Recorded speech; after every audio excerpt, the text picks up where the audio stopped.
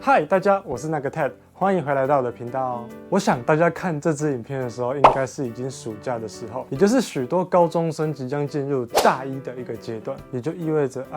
我又要老了。OK， 没关系。想当年呢，准备要进入大学时期的我，可是抱着既期待又怕受伤害的一个心情，我就很担心说，我的同学会不会很难相处，我的教授会不会很机车，我会不会很难通过考试啊？很多的，快崩溃了，就会开始胡思乱想，因为即将面临许多无知的未来，我充满了许多的担忧。于是呢，在那一年的我，就拿起了手机，我就开始了搜寻上大学有什么推荐的东西。简单来说，就是我想要花钱啊。对，不过呢，我们花钱要花在对的地方，投资在对的地方上，我们要让我们的意义最大化。狗屁！你想要花钱就说啊！这支影片呢，就是要和大家分享上大学期间的时候有什么必备或推荐的好物要推荐给大家。我先和大家说，我自己的本身学习不是到非常那么的出色，但是我觉得我已经到了大三，准备要面临大四的我绝对有足够的经验和大家分享，有哪些东西可以让你在学习上更驾轻就熟。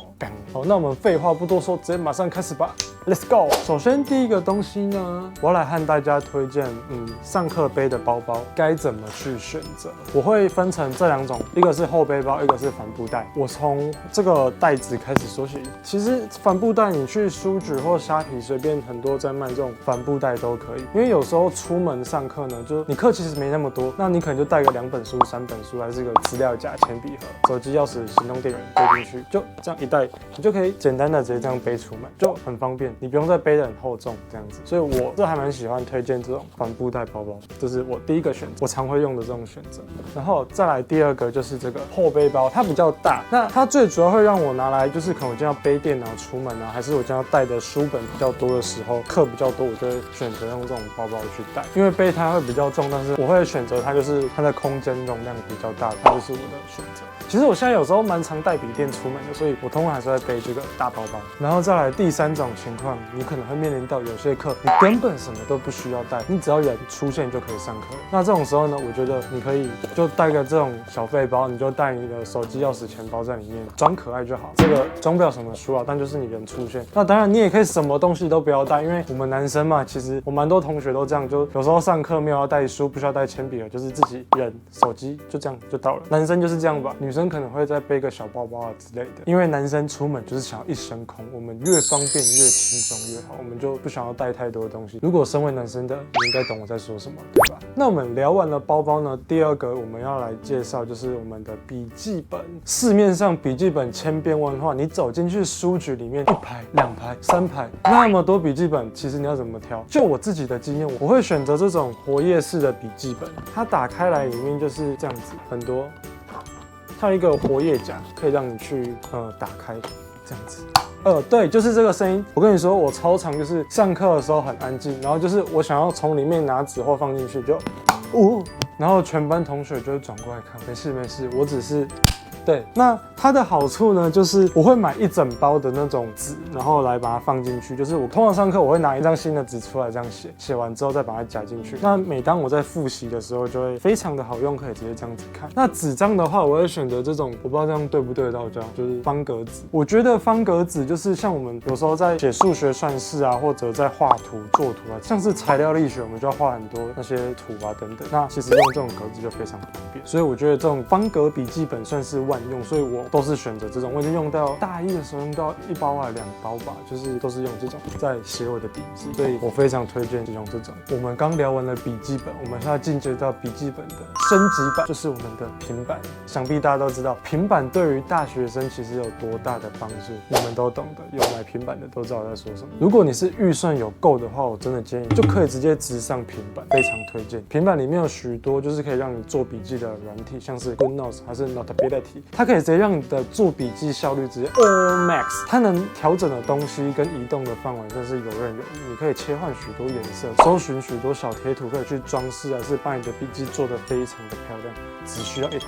平平板就可以完成。所以你上课有时候老师会给你一些 PDF 档案啊等等，你可以直接就是用你的平板开启，直接在上面做笔记，那你就不用再印东西，因为有些老师会传 PDF 的档案给你，然后你就直接 download 下来，就省去掉再去列印的那些时间，还有你可以准备纸张，真的 CP 值是非常的高。那当然平板可以做许多笔记或者学习上的应用，真的是非常多。那当然这集不是在分享平板它有什么软体可以使用，还是软体的推荐功能。如果想看我平板常用软体的分享，请在底下留言，我找时间再做一集分享给大家。而且现在笔记软体的更新，其实它添加了许多软体 AI 的功能，可以让你在做笔记上更省时间，而且超级智慧化，我真的觉得超屌。OK， 在第4样，我们聊完了做笔记的东西呢，我们要来介绍就是这款，对，没错。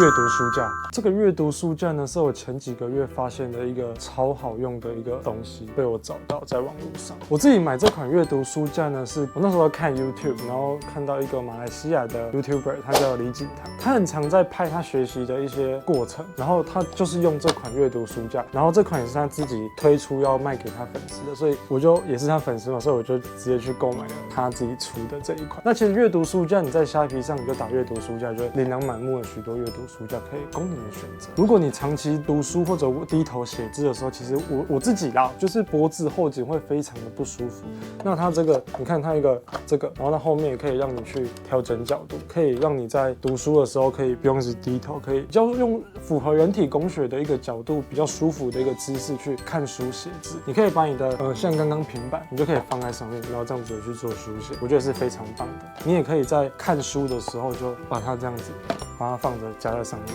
然后它上面还有这个可以让你用，它有这个可以让你去选择，把它夹在上面这样，你在读书或者抄笔记的时候是蛮方便的。